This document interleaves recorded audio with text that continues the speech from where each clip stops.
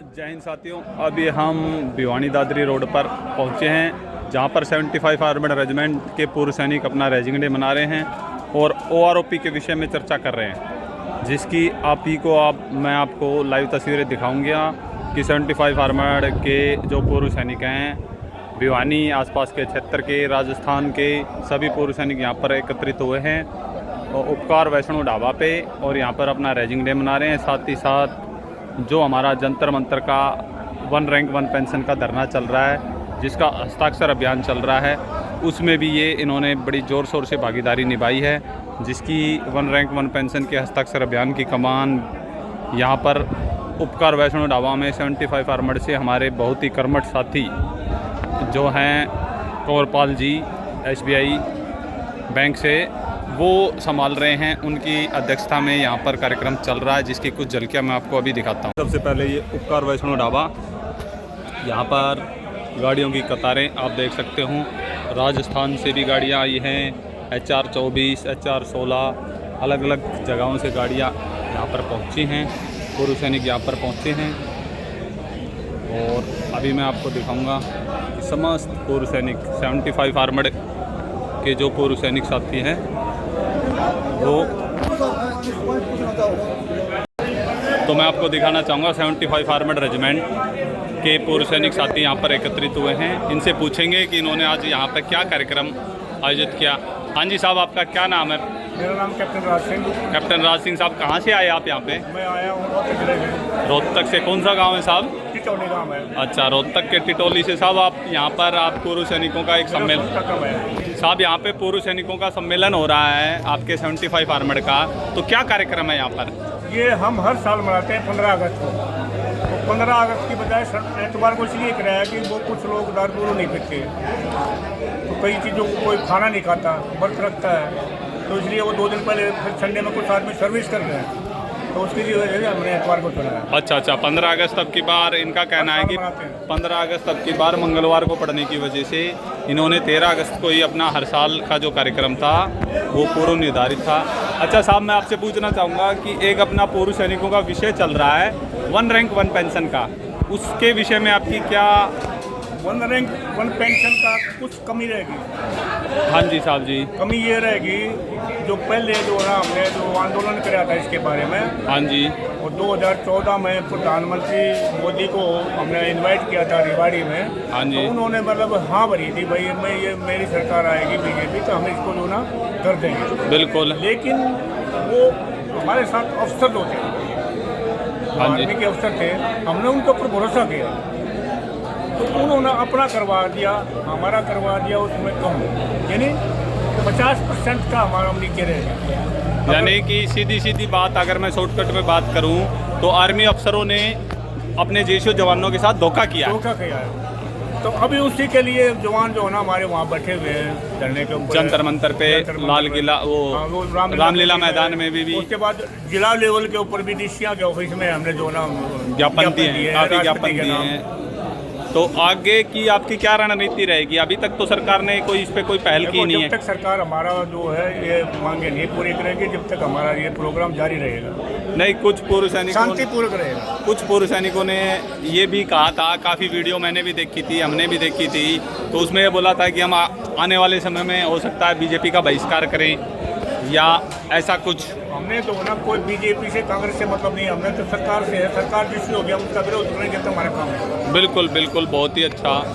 Party से संबंधित नहीं है, सरकार से है। यानी कि हमें किसी BJP, कांग्रेस, आम आदमी किसी से कोई लेना देना नहीं है, जो सरकार में है, जो सत्ता में है, सरकार के प्रति हमारा विरोध है। हम एक देश के रक्षक हैं, हमने पार्टी से, राजनीतिक से कोई लेना देना नहीं है, हम बॉर्डर के रक्षक हैं। हम नहीं मांगते भी किसी से, मांगते हैं अपना हक, जो हमारा हक छीना गया है वो हमारा हक मांगते हैं। बिल्कुल, बहुत ही अच्छी बात। अभी मैं आपको दिखाता हूँ, बहुत से पूर्व सैनिक साथी यहाँ पर आए हैं, जो अंदर की भी तस्वीरें मैं आपको दिखाऊंगा, जो अपना ये रेजिंग डे जो सेना जिस प्रकार से मनाती है पूरे एंजॉय के साथ। आप देख सकते हैं सभी, ये 75 आर्मड रेजिमेंट का इन्होंने पूरा खाने का बंदोबस्त यहाँ पे किया हुआ है प्रॉपर तरीके से, और अभी ये एंजॉय कर रहे हैं। दूर से राजस्थान तक के लोग आए हुए हैं। देख सकते हैं यहाँ पर काफ़ी संख्या में लोग राजस्थान से भी आए हुए हैं। अभी एक साहब साफा बैठे हैं। साहब कहाँ से आए आप? खेड़ी तलवाड़ा से साहब यहाँ पर पहुँचे हैं। और जो हमारे पुरानी परंपरा है उसके की वो भी यहाँ पर चल रही है।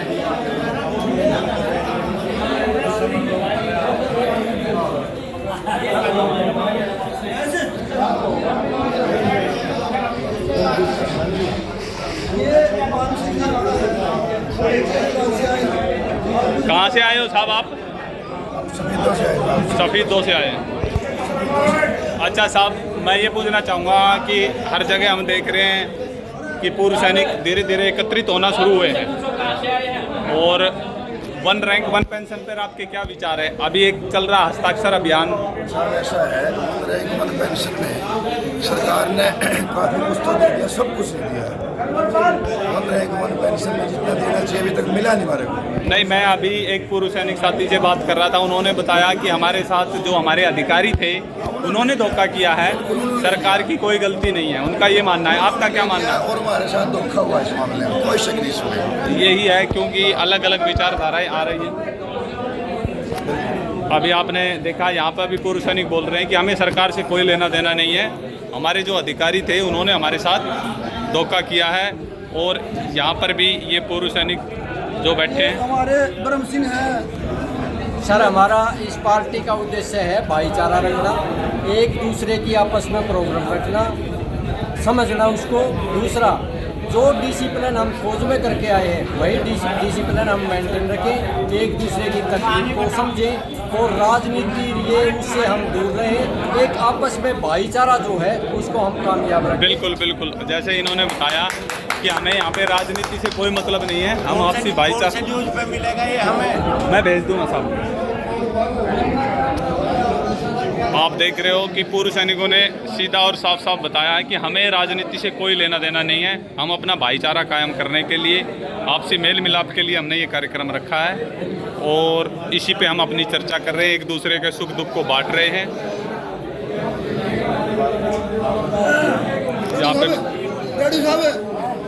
यहाँ पे भी आप देख रहे हैं कि सभी पुराने पूर्व सैनिक साथी बैठे हैं। साहब कहाँ से आए आप? आप कहाँ से आए साहब? रोहतक से यहाँ पे पहुँचे हैं। रोहतक से साहब पहुँचे हैं। अच्छा साहब, मैं ये पूछना चाहूँगा कि हमेशा से रोहतक, मैंने भी देखा है, न्यूज़ में भी आता रहता है, रोहतक पूर्व सैनिकों का अखाड़ा रहता है, कुछ ना कुछ प्रतिक्रिया रोहतक में चलती रहती है, चाहे वो जंतर मंतर की हो, चाहे वो रामलीला मैदान की हो। तो अभी आप लोगों का रोहतक में क्या चल रहा है, कुछ आप बताना चाहेंगे? वन रैंक वन पेंशन के लिए, OROP के लिए रोहतक में अभी आपका क्या चल रहा है? वन रैंक वन पेंशन के लिए रोहतक में क्या प्रोग्राम चल रहा है, आगे की रणनीति क्या है? ठीक है, चल रहा है, हो जाएगा तो वन रैंक वन पेंशन का आएगा। क्या आपको आशा है हमारी वन रैंक वन पेंशन हो जाएगी? हाँ बिल्कुल। इन्होंने 2024 से ये अपना वन रैंक वन पेंशन का हमारा हक दे देंगे क्या? 2024 तक मिल जाएगा। देखो इन्होंने, इसका मतलब 2024 में उनको वोटों की जरूरत है, इसलिए हमारे को अपना हक दे रहे हैं। उससे पहले क्यों नहीं दे रहे? उससे पहले चक्कर में डाल रहे थे, उधर अभी धरना पर बैठे हैं जंतर मंतर। हमारे को चक्कर में किसने डाला है? हमारे चक्कर में वोटों में डाला। देखो इनका भी कहना है कि 2024 से पहले सरकार हमारे को वन रैंक वन पेंशन दे देगी। बहुत ही अच्छा कार्यक्रम 75 आर्मर द्वारा किया गया। इन्होंने अपना रेजिंग डे मनाया, पूर्व सैनिक मिलन समारोह बनाया, इसके लिए इनको बहुत बहुत बधाइयाँ। और मैं यही कहूँगा कि जो भी पूर्व सैनिक साथी देखते हैं अपने अपने नायक हवलदार जो कम सर्विस करके आते हैं उनके लिए था, हाँ जी, लेकिन उनका नाम लेके अफसरशाही ने अपना ज़्यादा फायदा उठा के उनको मिला ही नहीं, देशियों को तो कुछ मिला ही नहीं। यानी कि आपका कहने का मतलब यही है कि सरकार बोल रही है कि हमने 28,000 करोड़ रुपए दिया है, और आपका कहने का मतलब ये है कि सरकार ने तो दिया है लेकिन हमें कुछ नहीं मिला, अफसरों ने हमारे साथ गद्दारी की है।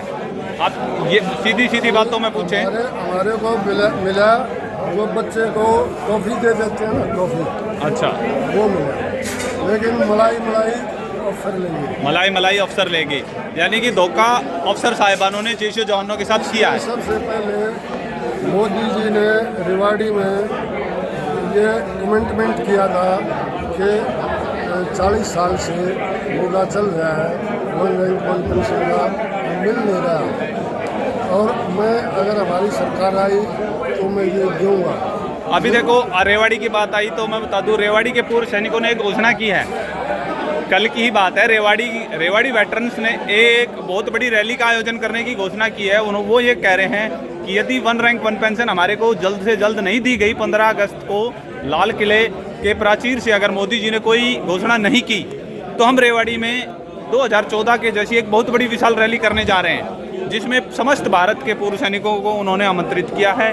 और वो ये सीधा वो ये कहना चाह रहे हैं कि रेवाड़ी के पूर्व सैनिक कि यदि हम कुर्सी पे बैठाना जानते हैं तो रेवाड़ी की तो उतारना भी जानते हैं। तो इस पे आपके क्या विचार है? क्या आप रेवाड़ी की रैली में जाएंगे?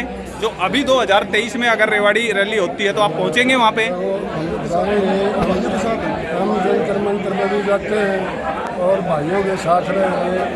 जो मैंने तो आज तक ये देखा है, इस अफसरशाही ने धोखा किया हमारे, पहले गवर्नमेंट ने धोखा किया। हालांकि कांग्रेस ने भी कोई इस पर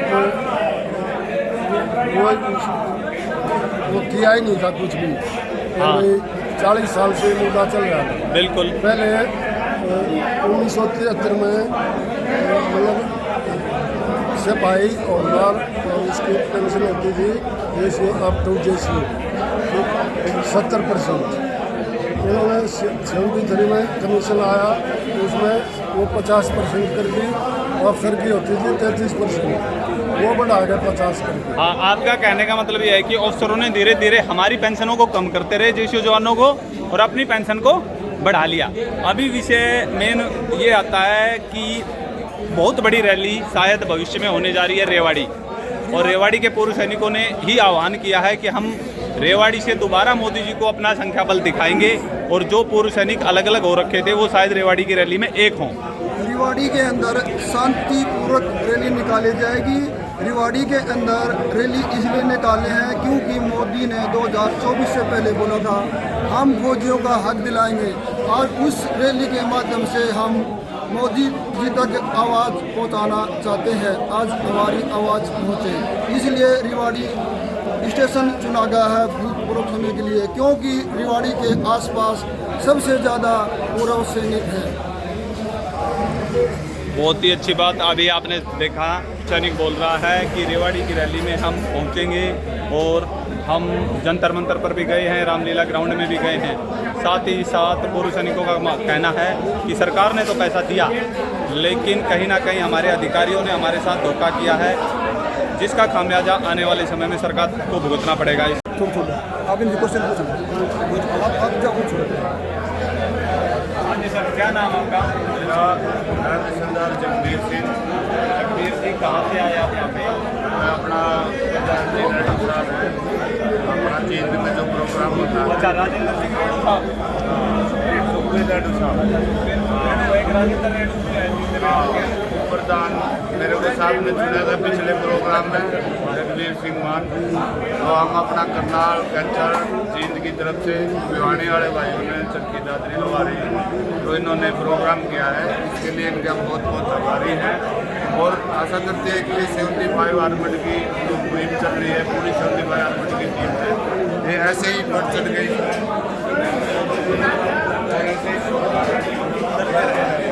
आपकी बहुत अच्छी पहल है।